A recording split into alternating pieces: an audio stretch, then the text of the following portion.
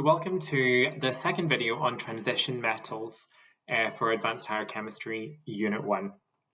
In this video, what we're going to be looking at are the different oxidation states of transition metals, how you can work out the oxidation state of a transition metal based on what it's bonded to, and how from the oxidation state you can predict or conclude whether an oxidation or a reduction reaction has happened. So transition metal ions occur or form when transition metals lose electrons. All transition metals have positive ions. And what makes transition metals special compared to other types of element are that they can form ions of different charges by losing different numbers of electrons. Now, the loss of electrons is oxidation, and when transition metals are oxidized by different degrees, we can describe these different types of positive charge that they have as their different oxidation states. Now, oxidation state and oxidation number. Oxidation state and oxidation number are essentially the same term.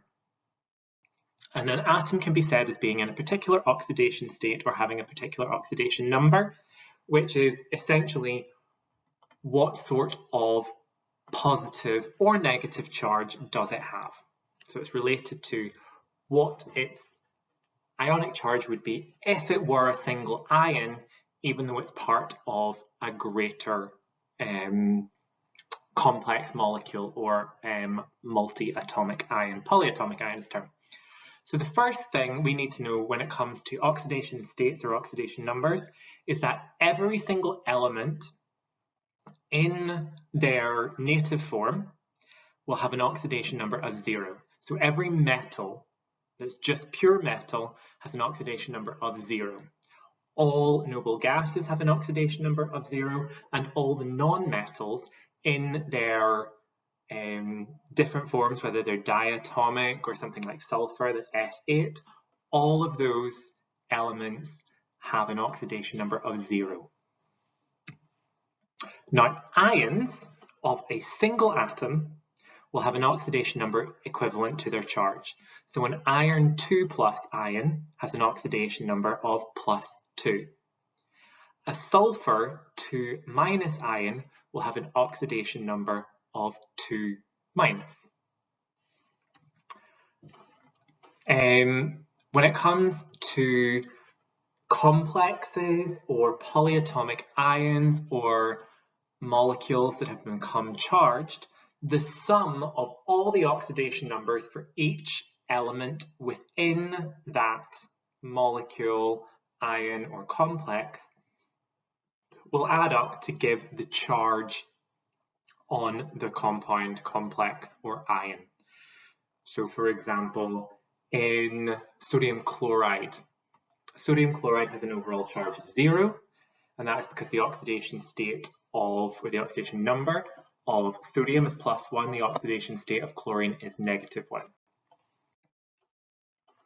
Now, for something as simple as sodium chloride, it's relatively easy to work out the oxidation numbers from the valencies. However, because transition metals can have varying oxidation numbers, it's not predictable what their oxidation state is. And so you're going to need to use other elements found within the complex, the ion, etc., to work out the oxidation state of the transition metal. And the elements in particular that you're going to need to be looking for are things like oxygen, because oxygen will typically have an oxidation number of -2. Hydrogen will typically have an oxidation number of +1. Halogens, so that is fluorine, chlorine, bromine, iodine, will always have an oxidation number of -1 when bonded to transition metals, and then alkali metals will have an oxidation number of +1. Now, alkali metals are unlikely to be bonded directly to a transition metal. However, they may be part of a compound which also contains a transition metal, and they will have a charge of +1 because they're the group 1 elements. So when we're looking at a transition metal complex, we're looking for what the overall charge is, and then we're looking for does it contain any of these atoms where we know already what their oxidation states, oxidation numbers will be. So I've got two examples for how to do this. So the first one on the left, we've got titanium dioxide, and its formula is written there, and you can see that it has no charge. It's neutral, which means the sum of all the oxidation numbers are going to add up to 0.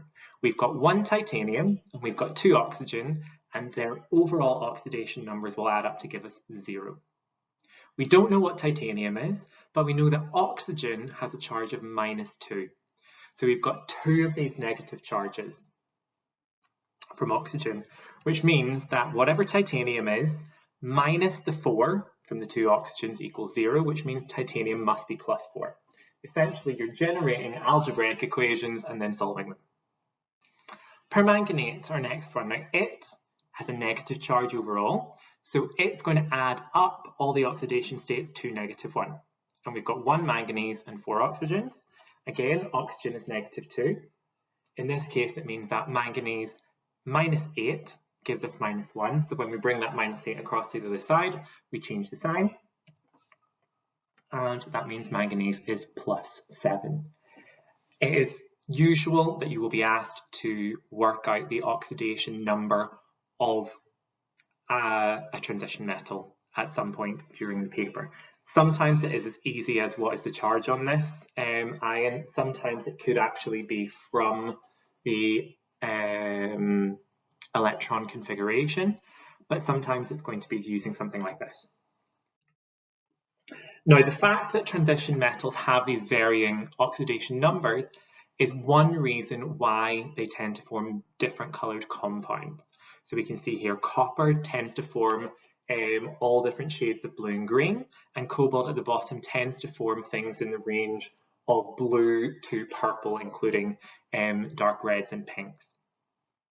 This is because the different complexes have different charges, but also it's due to other reasons such as what the transition metal is bonded to. And we'll look at colour in more detail in another video. But definitely, if you have a compound and you change the oxidation state, it will change colour if it contains a transition metal. So we can see in particular we've got vanadium in the middle there, that 2+, 3+, 4+, and 5+, it goes through blue, green, so purple, green, blue, then yellow. That is a really common question to get asked about.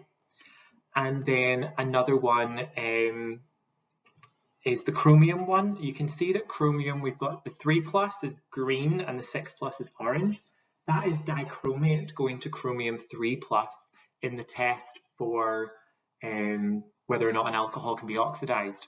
Similarly, we've got the manganese. Permanganate is bright pink, and then when it's manganese 2+, it is almost colourless. So that's why we see that colour change, which is also one of the tests you can use for testing for alcohols.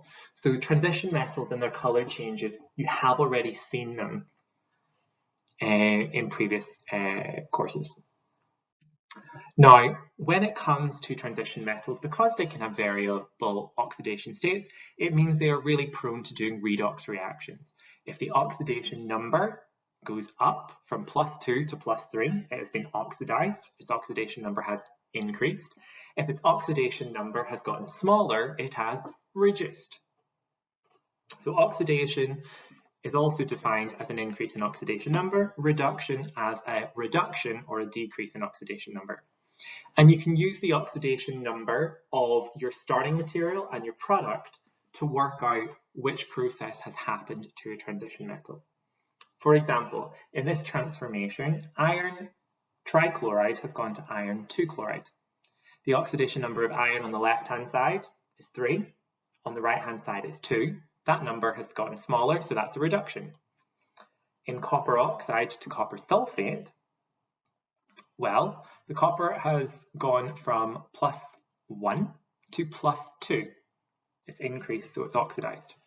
And here we've got permanganate, it's gone from 7 to 2, so that is a reduction. So if you know how to work out the oxidation number, that is another clue that you can use for working out whether or not a process is reduction or oxidation. Now, because transition metals can change oxidation state, it means that they can be used as oxidizing and reducing agents.